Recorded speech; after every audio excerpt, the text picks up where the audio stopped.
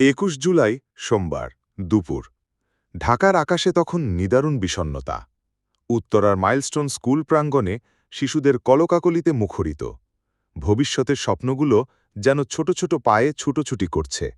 বাবা মায়েরা অধীর আগ্রহে অপেক্ষা করছেন তাদের বুকের ধনদের ঘরে ফেরানোর জন্য। কিন্তু কে জানত এই সাধারণ দুপুরে এমনি এক মহাপ্রলয় অপেক্ষা করছে?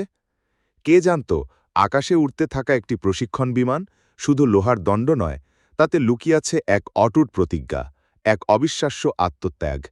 বেলা ১টা ৬ মিনিট। বাংলাদেশ বিমানবাহিনীর ৭৬তম ব্যাচের এই তরুণ পাইলটের এটি ছিল প্রথম একক মিশন। নিজের যোগ্যতা প্রমাণের আকাশ ছোঁয়ার এক পরম আকাঙ্ক্ষার প্রতিফলন। মাত্র ১৩ মিনিটের মাথায় বিমানটি নিয়ন্ত্রণ হারাতে শুরু করল। তাকে কন্ট্রোল রুম থেকে বারবার ইজেক্ট করার পরামর্শ দেওয়া হলো।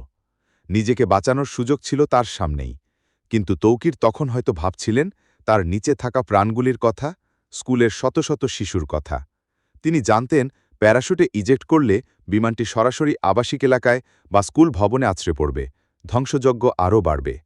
যে দৃশ্য এখন চোখের সামনে ভেসে উঠছে তা কোনো কল্পকাহিনী নয়, এ এক চরম বাস্তবতার প্রতিচ্ছবি। তৌকির চেষ্টা করেছিলেন বিমানটিকে যেন জনবসতিহীন এলাকায় নিয়ে যেতে পারেন, কিন্তু বিমানের নিয়ন্ত্রণ তখন তার আর হাতে নেই। প্রতিটি মুহূর্ত যেন মৃত্যুর কাছাকাছি টেনে আনছে তাকে। শেষ মুহূর্তে যখন বিমানটি মাইলস্টোন প্রিপারেটরি কেজি স্কুলের ভবনের উপর আছড়ে পড়ল, তখন তিনি হয়তো শেষবারের মতো কিছু করার চেষ্টা করছিলেন। তার শেষ নিঃশ্বাস মিশে গেছে পোড়া কাঠ আর লোহার গন্ধে। নিজেকে বাঁচানোর সুযোগ থাকা সত্ত্বেও তিনি তা করেননি। তার বুকের গভীরে ছিল একটিই প্রার্থনা, যেন আর কোনো শিশুর জীবন না যায়।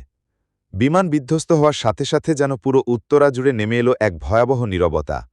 এরপরই শুরু হলো আহাজারি আর আর্তনাদ। এক নিমেষে স্কুলের ভবনটি পরিণত হল ধ্বংসস্তূপে। চারদিকে আগুনের লেলিহান শিখা। যে প্লে গ্রুপের শিশুদের কলকাকলিতে ভবনটি মুখরিত হতো, সেখানে এখন শুধুই চাপা কান্না আর বিভীষিকাময় আতঙ্ক। মিস, আমার বাচ্চা কই? মোবাইল ফোনে চিৎকার করে কাঁদতে থাকা এক মায়ের আকুতি যেন হৃদয় বিদীর্ণ করে দেয়। শত শত বাবা মায়েরা তাদের সন্তানদের খোঁজে দিকবিদিক ছুটে বেড়াচ্ছেন। তাদের চোখের জল যেন যমুনার মতোই বয়ে চলেছে। জাতীয় বার্ন ইনস্টিটিউট সহ বিভিন্ন হাসপাতালে অর্ধশতাধিক দগ্ধ শিশুকে ভর্তি করা হয়েছে। তাদের আর্তনাদ যেন বাতাসের সঙ্গে মিশে এক শোকের মাতম তৈরি করেছে। ১৪ বছরের শামীম, ১৫ বছরের মাহিন, ১২ বছরের মুনতাহা, ১০ বছরের আইমান।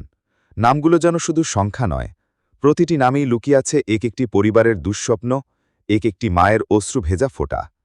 ফ্লাইট লেফটেন্যান্ট তৌকির ইসলাম সাগর, যিনি নিজের প্রথম একক মিশনেই আত্মোৎসর্গ করলেন, তিনি হয়তো শুধু একজন পাইলট ছিলেন না, ছিলেন এক নীরব প্রহরী। তার আত্মত্যাগ হয়তো হাজারো শিশুর জীবন বাঁচিয়েছে।